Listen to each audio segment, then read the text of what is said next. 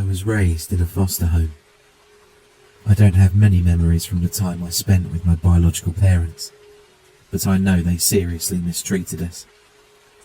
Both me and my sister were severely malnourished when the state took us in, and it stunted our growth pretty bad. My sister's about 5 feet tall, and I'm about an inch shorter. Being raised in a foster home, I was taught just how important it is to be mindful of others and care for those less fortunate. I've spent most of my adult life working with various charities. I also work as a nurse at a private hospital, and I spend most of my days providing palliative care. I hate to sound braggy, but I think I can safely say that I'm pulling my own weight. I care. That's what I do. So it's no wonder that, once in a while, I care more than I should. I was coming home from work. It was a pretty late Thursday, and most shops were closed, apart from a single convenience store. I bought myself a salad and a Diet Coke, and followed the main street for about a block. I usually walk to and from work. With most shops closed, the place is a ghost town. Most bars and clubs are on a different street, but who goes clubbing on a Thursday anyway? No, apart from an older woman walking her dog, I was alone. I didn't mind. I'd walked those streets 1,000 times. There's a fork in the road where they've put up pedestrian lights. 4 roads meet, and it's by far the most infuriating intersection in town. As I rounded the corner, I saw someone standing there, pressing the button to cross. It was a kid. It wouldn't matter how many times he pressed the button to cross. That light was broken. But he just stood there, crying, pressing the button. There wasn't a single car on the road, but you know how kids are. He was about 7 years old, with Asian features and a pale complexion. His eyes were red from crying, and he was shivering. It was mid-February, and there was still plenty of snow outside, yet he looked ready for summer. "Come on," he cried. "Just come on." He kept pushing the button, but nothing happened. I walked up to him and crouched down to meet his eyes. "Hey there," I said. "Are you okay? Where are your parents?" He just pointed down the street and shook his head. "They went ahead," he said. "They left me." "I'm sure it was a mistake. Want to go find them?" "You can't cross," he cried. "It has to turn green." "The light's broken, sweetie. You'll be stuck here forever if you wait for it to turn green." "Then how do I know when to cross?" he sniffled. I took his cold hand, met his brown eyes and smiled. "Just come with me. We'll find them." That's how I first met Frederick, or Fred. Such an adult name for a scared little kid. Long story short, we didn't find them. We searched for hours.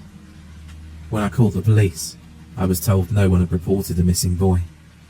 He wasn't being looked for, yet. As someone who had a vague memory of abusive and neglectful parents, I got a chill down my spine. Was this my time to step up and help out someone like me? Child Protective Services were eager to help, but the kid didn't want to go with them. He wanted to stay with me. I had Friday off, and then there was the weekend, so I didn't mind. I had to fill out a few forms, and they had to come back to my apartment to make sure it was safe, but that was it.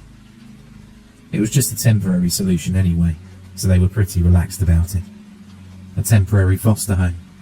What goes around comes around. During that whole time, that little hand never let go of me. He needed me. At the end of the night, he came home with me. I offered him my bed while I slept on the couch, but he refused. Instead, he wanted to sleep next to me. Of course he could. He had a shower, and I made him some juice and toast. We watched cartoons in bed until we fell asleep. That first night, I stroked his hair and sang to him, like my foster parents had done to me all those years ago. He looked so peaceful. It wasn't peaceful for long, though. Sometime during the night, I woke up to the sound of someone vomiting. I rushed into the bathroom and switched on the lights, but it stayed dark. Fred was bent over the toilet, with shallow breath. "The light," he coughed. "It's broken." "I'll fix it, sweetie. Are you okay?" "I'm allergic to oranges. I didn't want you to get mad at me." I comforted him as best I could.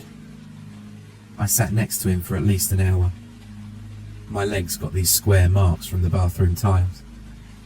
The next day, Fred stayed in bed. He said he was really tired and he just wanted to rest.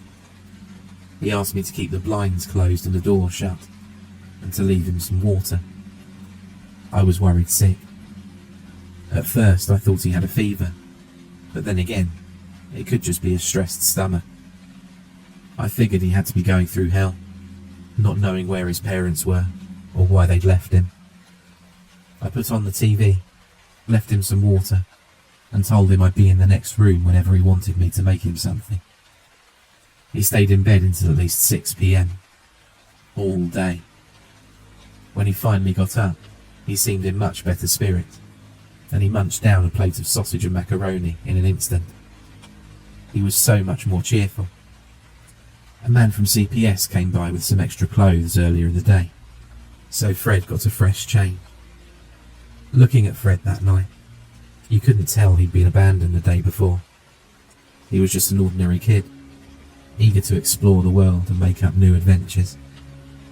I brought an old butterfly net, and we went to catch moths in the park. I got us a soda, and we walked around town playing a mobile game. We were about to head back at 9 p.m, but Fred wanted a last walk by the monkey bars before we went home. I caved. We took the long route back home, so we'd walk past the monkey bars.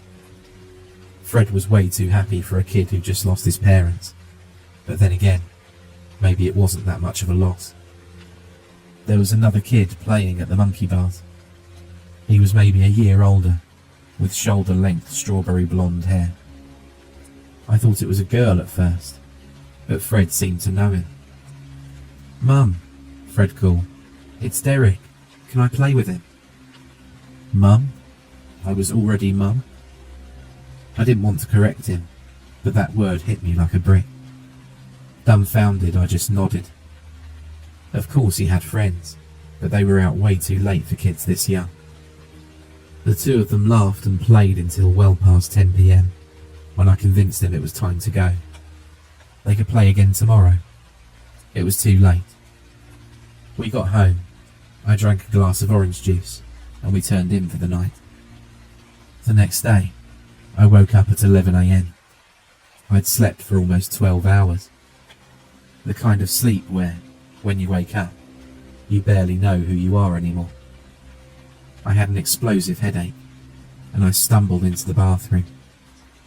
I barely even thought about where Fred was.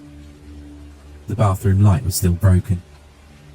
My headache was so bad that I threw up.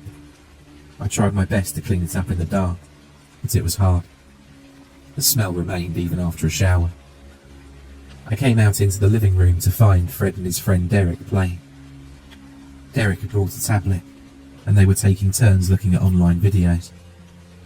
They'd covered the windows to darken the room, and made a blanket fort. Before I even got the time to question it, Fred hugged me. "I made you lunch," he said. "It's in the fridge. I didn't want to wake you." I kissed his head and checked my phone. 4 missed calls, all from CPS. I opened the fridge, but the light didn't turn on. I could barely see anything. The fridge was still running. It was cold, but the light was busted. With the covered windows and no other lights on, it was almost impossible to see what he'd made. Using my phone as a flashlight, I found a plate of ham and cheese sandwiches. Then, as I closed the fridge, I noticed 2 shining eyes looking back at me. Like the eyes of a cat, reflective, before they disappeared into the blanket fort. I barely had the time to register it before Fred interrupted my thought. He was standing in front of me, hands behind his back, looking worried. "Are you okay?" he asked, rocking back and forth. I'm fine, I lied. It's just, the light is broken. The light is broken, snickered Derek from the blanket fort. Is Derek allowed to be here? I asked. We should call his parents. They're working, said Derek from the fort. But okay. You can have the number, said Fred. Here. He scribbled it on a post-it and handed it to me. The kids were so eager to get back to playing that I didn't know how to handle it. I called Derek's parents. They said everything was fine and he could stay as long as he wanted. They didn't ask any follow-up questions, and they barely even cared about who I was or where I lived. They seemed irresponsible, quick to anger, and very busy. I couldn't blame Derek for not wanting to spend time with them. Once it was dinner time, I thought about making a chicken salad. Fred suggested we get pizza, and Derek agreed. They were playing games on the tablet and watching cartoons, and as I knew this was a temporary arrangement, I couldn't say no. They asked if they could stay at home while I got the pizza, and I said it was okay as long as they didn't answer the door. Thanks, Mum, said Fred. You're the best. It didn't sit right with me. I was just about to head out, but I turned at the door and met his eyes. I'm not your mum, Fred. I don't know why I said that. His gleeful expression faded from his eyes. With a completely deadpan expression, he responded, Fine. When I got back, the front door was unlocked. I hurried inside. Every single light in the apartment was broken by now. Every door was open. Every window was covered, and there was no one there. I dropped the pepperoni pizzas flat on the floor and called the police. My fingers trembled so bad I could barely type the number. A patrol car came by, and I talked to 2 officers. Apparently there were still no reports of a missing child. They looked through the apartment, checked the blanket fort, and promised to search the area. There was nothing more to do at the moment. We called CPS and I was told to update them as soon as I could. If Fred was some sort of flight risk, he might need to stay at a more secure location. Later that night, I was alone in a dark apartment. Not a single light was working. As I sat down on my bed, I couldn't help but to cry. I was so disappointed in myself for not being able to take care of this kid, to not being able to just live with that title of mum without opening my stupid mouth. Of course he was upset. He was playing with a stranger who didn't want to be his mum. I couldn't blame him. By midnight I was exhausted. I just laid in bed, counting down from 1,000, hoping it would put me to sleep. It didn't. Somewhere around 2 a.m, I heard a noise from the living room. A chair moved. I hurried out, using my phone as a flashlight. I'll never forget that sight. There were dozens of little eyes reflecting the light of my camera. At least 13 kids in the middle of my living room, cramped together. How did I not hear them enter? Sitting on a chair, facing the bedroom door, was Fred. He dressed up in a black shirt with a white tie and black jeans. It was something an adult would wear, not a kid. He got up on the kitchen chair, making himself just as tall as me. What is this? I stammered. There were all kinds of kids. Some as young as 4, maybe 5 years old. The oldest no more than 11. A dignified and erstwhile undertaking, said Fred. He had a lower voice than before. His hair was combed and parted, cared for. Turn the damn light off, he continued, pointing at me with a stiff finger. They pushed me down to the floor. Tiny hands held me down and covered my mouth. Fred towered above me with a kitchen knife as my phone went dark. The light broke, even with no light in the room. Their little eyes shone. I could see their perfectly white teeth, framed by blood-red gums. "Pay attention and be respectful," Fred said, "and there's a chance you'll get out of this." He made the rules perfectly clear. When they needed me, I'd answer the phone or turn away anyone who came knocking. I'd make up excuses. I'd do what I was told. I'd drink my orange juice and nod. That was it. In return, they wouldn't kill me. This wasn't Fred anymore. This was Frederick. I was locked in the bathroom. In the course of less than half an hour, I'd gone from a grieving foster parent to a prisoner in my own apartment. This continued for several days. The lights were still broken, so I lived in complete darkness. Every now and then the phone rang, and a kid came in to let me answer. They all had knives, and if I stepped out of line they were ready to make short work of me. They all seemed so chipper and upbeat, not at all like a normal kid would be in the situation. There was something deeply wrong with them.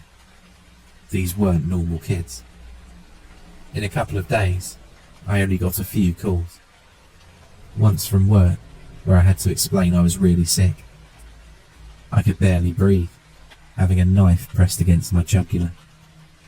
2 calls from the CPS to make sure everything was fine and that I would come down to sign some papers. 1 call from a work colleague who wanted to check if they should bring me anything. I would hear the kids go quiet at times. Moments later, the door would open. Sometimes I'd hear an adult voice. Sometimes I'd just hear a dragging noise. Once, I heard a man asking about the little girl, only to be instantly silenced. I think they killed him. Sometimes, they'd all just start laughing. It happened spontaneously and in unison. Empty your lungs kind of belly laughter from a dozen kids, all at once. Some of them wouldn't even laugh. They'd shriek and stomp. The apartment started to smell after just 2 days. I was given orange juice and sandwiches, but that was it. I stopped drinking the orange juice after I realised it smelled funny. I think they drugged it. I drank water from the tap instead. I was going mad imagining what they were doing out there. A few hours before dawn, I'd hear them leave the apartment. Maybe they thought I was asleep, but I was convinced they didn't leave more than 1 or 2 kids behind to guard me. One of these mornings, I finally worked up the courage to try and break out. They always had kids stationed outside to guard me, but I was usually drugged up and asleep during the daytime. This time, when I'd skipped the orange juice, I was fine. When I finally worked up the courage to peek outside, I realised there was no one there. The bedroom was empty. I peeked into the living room. Clouds of flies exploded as I opened the door. The smell stunned me. From just a quick peek, I could see body parts scattered on the floor. A pile of wet clothes by the half-open broken fridge. A torso propped up in the hallway, used as a knife block. Post-it notes with smileys and flowers on the kitchen counter. Bloodless, naked legs poking out of the blanket fort like stacked firewood. Cigarette butts were scattered around the kitchen area, sharing the space with maggots. Still, all that gore, and barely a drop of blood spilled. Frederick was in the middle of the room, levitating, 2 feet off the ground, motionless, as if hung from an invisible string, eyes closed. He didn't breathe. His white tie spattered with red, his hair thick and unkempt. Long canines poking out from his drooping lower lip. My mind broke. As my body relapsed into a panic, I burst through the bedroom door in a sprint. I couldn't hear Frederick's footsteps, but I knew he was right behind me. "Mum," he laughed. "Mum, wait." I slammed myself through the front door and into the sunlight. As I turned around, he was gone. A black shirt, white tie, and a pair of black jeans laid empty in the hallway. The light broke him. The police didn't know what to make of it, and there was even talks of bringing up charges against me, as if I'd made up the story about the kids in the first place. They're still discussing it, but I'm not the main suspect. There were cameras who caught the victims walking into my apartment on their own. There wasn't a single captured image of any of the kids. Not even Fred. Not even when I knew he was right next to me, holding my hand. Still, there were plenty of witnesses. There had been kids there, no matter what the camera said. But it was hard to explain. I moved out in mid-March, and I'm living at an undisclosed location. The newspapers don't know what to call these murders, and the sheriff's office has forbidden me from leaving the state. I don't know if you've even heard about it. Most haven't. I think there was a blurb about it in a local paper. I thought 4 dead people would be a bigger deal, but apparently there are unclassified deaths all the time. Funny how they'd lump this in the same category as someone getting crushed by a vending machine. But for the past few nights, I've been getting a bad feeling. It started as just a feeling, at least, but there's more to it. I think Fred and his gang are still out there to some capacity. I've started noticing little flowery post-its at work. Some light switches needing an extra push. Or just like the other night.